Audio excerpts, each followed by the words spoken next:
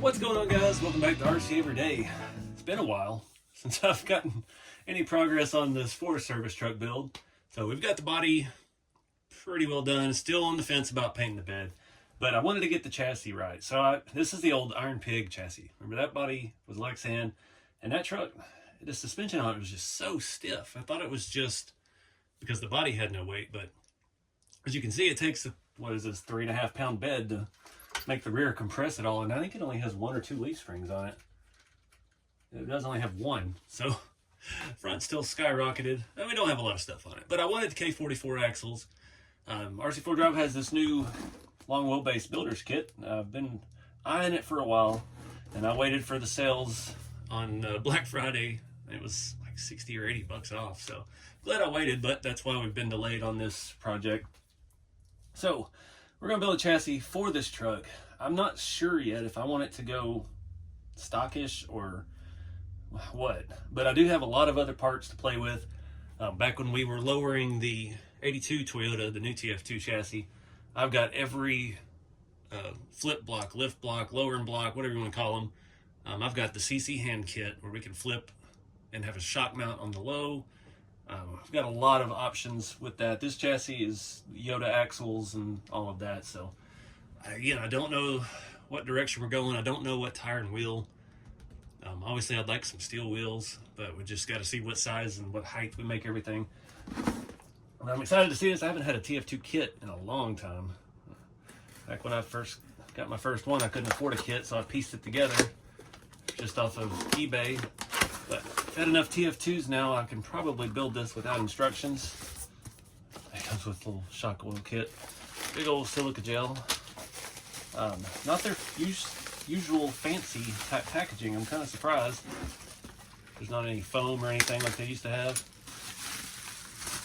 See how this is all laid out here. So I've got all of our cross members, we've got our plate, we've got the shocks. I guess I'm missing the axle bag.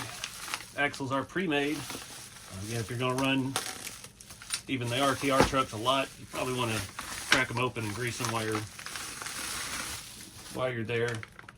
Transfer case, all that jazz, and our K44 axles, and these are the good kind with the beefed up knuckles with the XVD shafts in it already.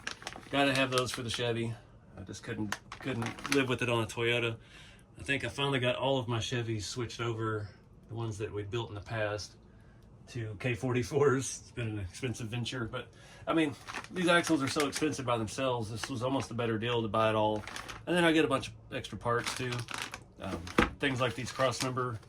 The servo mount is what we've swapped onto the TF3 in the last video on that, trying to fix that front suspension, and made that work pretty nice. Still haven't figured out the engine stuff on that, but and we've got our rails. So let me get all this stuff cut open, and I don't know how I'm going to do this yet, but we'll figure it out.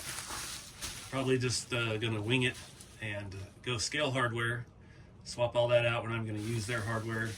We'll throw all that in our parts bin for when we're building other things down the road. So let's get started. All right, bags and bags and bags. So we don't need any of this sliders and stuff like that. We got our shocks. We don't need those little posts for our battery and electronics tray. One thing I was disappointed, it came with standard round body mounts. I thought since it upgraded with the K44, it would come with the new square mounts that are for the Chevy bodies, but it did not. So I've got a set of those swap on. They definitely beef up the whole situation on the truck. And with this, we only need the fronts because the way the body is, not having the bed mounts to these back holes on our electronics tray where those little 20mm rods would normally go. These are great for making custom links and things, so save those. One thing I do not have, I thought I did, I thought I had another Bauhaus skid plate. This being a long wheelbase, it does have the carrier bearing. I have a Bauhaus carrier bearing, but I don't have another one of their skid plates, unfortunately. So that's a pain because you have to take the transfer case out to remove that skid plate that is somewhere around here. Where did that thing go? I just put it out of sight, out of mind because it's so big. All right, well, we're missing stuff. We'll need some of their hardware, obviously the leaf spring and wheel studs. RC4 Drive spacers. So like I build all my rat rods with like Team K&K M3 spacers and stuff. Some of the RC4 drive ones are smaller diameter, and that's to space the shocks away from the axles, and it has to be those small diameter ones, so definitely a must with those. Got all of our leaf spring hangers and shackles. We've got our angled lift block situation here. We have some flats and some angles, and steering links, battery straps. I think we're all set. So we figure out where to start, figure out where my transfer case skid plate went. I only have 30 of them in a bucket, but so I just had it a minute ago. All right, I found the other bag. I carried it off while I was looking for something else. I don't have a replacement for this, but luckily, this being the way it is, we only use the front body mounts. We don't need the rears, so we can assemble this and be able to pull it out a little bit easier when we do swap it to a low profile one. For now, I'm going to keep the transfer or the carrier bearing and do all that like you're supposed to. We are going to go ahead and install electronics. I do have another Fusion Pro and a Reefs 422 HD, one of the Red Cat versions that were cheaper, and took those out of one of the rigs I got rid of. So yeah, we got electronics to go in this as we build along. So I'm going to put the camera up on high and start going to town.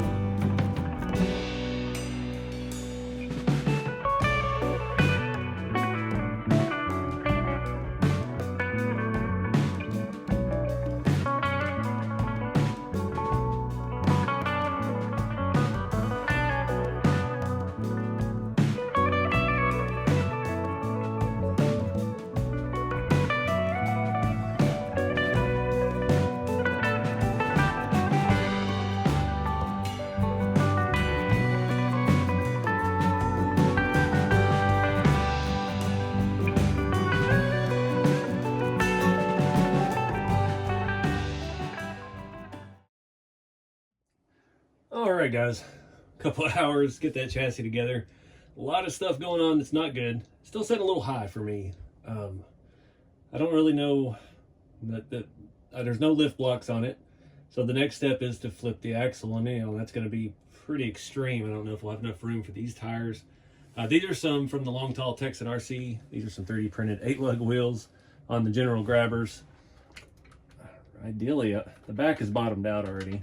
It has 3 leaf springs on it. That's about where I want it to ride, all the way bottomed out. I was looking at the Blazer rear shock mounts off the new Midnight Blazers.